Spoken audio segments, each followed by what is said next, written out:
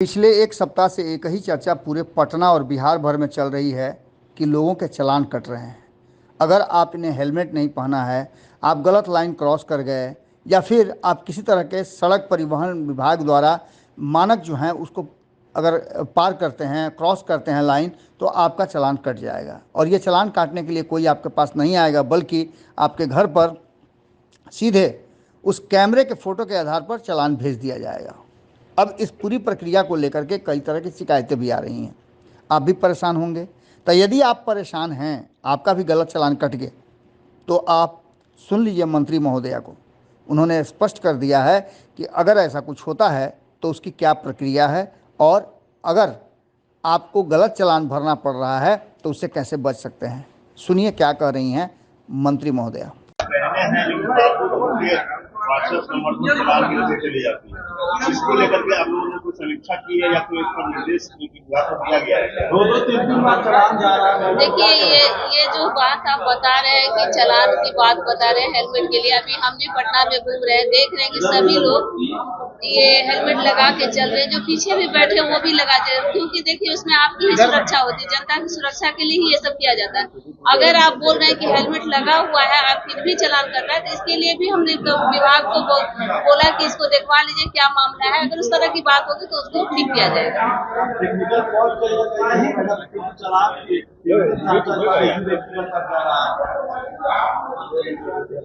देखिए, एक ही व्यक्ति का 3-4 बार चालान करने का मतलब है कि हम लोग जो एक्सीडेंट दर है उसको कैसे कंट्रोल करें। तो इसके लिए ये सब किया गया ताकि आने वाले दिनों में, देखिए, आम जनता की सेवा करने के लिए ही हम लोग को आप लोगों ने चुना है, और तो हम लोग चाहेंगे ही कि सब लोग सुरक्षित रहे। जब सब राज्य सुरक्षित, जनता सुरक्षित रहेगा तो हम लोग भी सुरक्षित रहेंगे।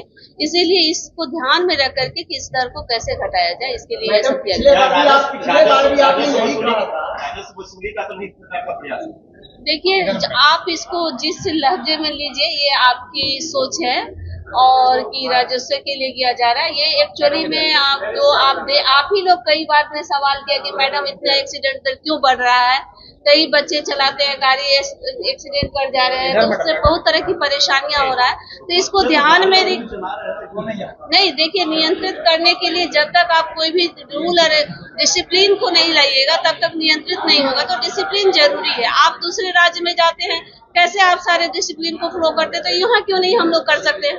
हम और आप वहाँ जाते हैं तो सुरक्षित ठीक हो जाते हैं, यहाँ क्यों नहीं होता? तो मानसिकता बदलने की जरूरत है, और सब लोग सुरक्षित रहे, इसके लिए ये कार्य किया गया है। चालान वाले मामले पर आपने पिछले बार यही कहा था कि हम अधिकारियों से बातचीत करेंगे।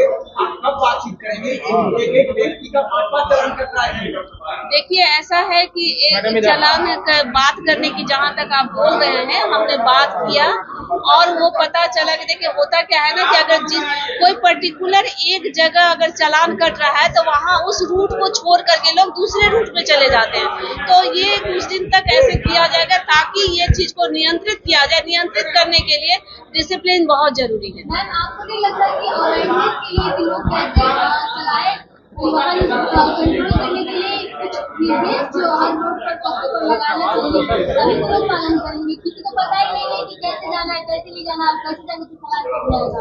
देखिए, ऐसा बात नहीं है। इसके लिए जब जो भी ट्रैफिक रूल के लिए कई प्रचार प्रसार भी किया जाता है, बच्चों में भी होता है और स्कूलों में भी इसकी शिक्षा विभाग से भी हमारी बात हुई है। वहाँ भी हम लोग कोर्स में भी इसको चलाते हैं कि जब छोटा एज होता है, अगर आप बचपन में कोई चीज सीखते हैं तो वो कभी नहीं भूलते। इसलिए ये कोर्स में भी लागू किया गया है कि ट्रैफिक रूल को पढ़ाया जाए ताकि हमारे बच्चे आने वाले दिनों में वो सीख सके और इस चीज को जान सके। इसके लिए भी ध्यान दिया जाता है।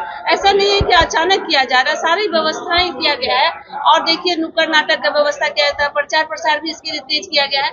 ये सारे रूल को बताया जाता है, ये नहीं है कि अचानक किया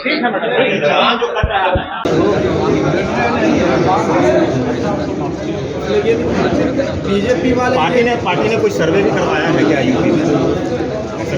चलता ही रहता है। आप लोग भी सर्वे करवाते हैं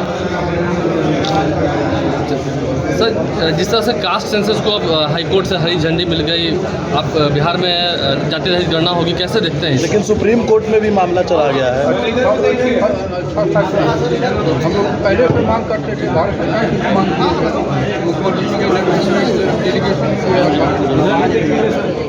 मामला सुप्रीम कोर्ट में भी चला गया है सर। याचिकाकर्ताओं ने फिर से सुप्रीम कोर्ट में याचिका दायर की है। जो याचिका करता है कि बिहार में जाति रहित गणना ना हो। याचिकाकर्ता ने कहा है हम सुप्रीम कोर्ट जाएंगे, गया है कि हमको नहीं जानकारी। नीतीश कुमार लड़ेंगे सर फूलपुर से चुनाव उत्तर प्रदेश में। वहाँ के कार्यकर्ताओं की यूपी में कार्यकर्ता कह रहे हैं जदयू की चुनाव लड़ेंगे नीतीश कुमार, क्या कह रहे हैं? कोई विमर्श नहीं हुआ है, आगे आने में लड़ने नहीं आ जाएगा। सर ऐसी कोई योजना है कि दिन और रात के बिजली के ट्रैफिक में ऐसी कोई योजना है कि दिन में बिजली का जो टैरिफ आप लोग प्लान देते हैं उसमें और रात में कुछ परिवर्तन करने जा रहे हैं? ऐसी देखिए, ये सब चीज़ें रेगुलेटरी कमीशन बनी हुई है अंडर कॉन्स्टिट्यूशनल प्रोविजन, पार्लियामेंट के द्वारा कानून बना हुआ है। तो रेगुलेटरी कमीशन तय करता है क्या करना है। उसका एक प्रस्ताव है, देखिए क्या होता है। प्रस्ताव है लेकिन सर हाँ, बिजली विभाग जो आता है फायदा में आ गया है, लाभ में आ गया है, क्या है सच्चाई इसमें क्या है? झूठ फैसले हैं क्या? आंकड़े जो आपके सामने आए हैं 58 साल के बाद पहली बार बिजली कंपनी प्रॉफिट में आई है, 225 करोड़ के करीब।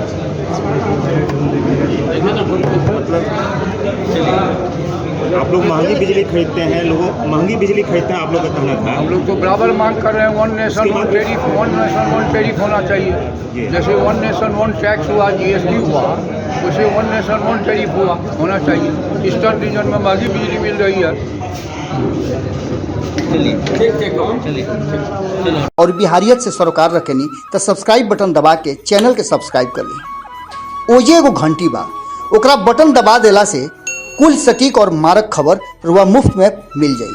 अगर रुआ पत्रकारिता के हमनी के नया प्रयोग में सहयोग कर चाहतानी तो ज्वाइन बटन दबा दी।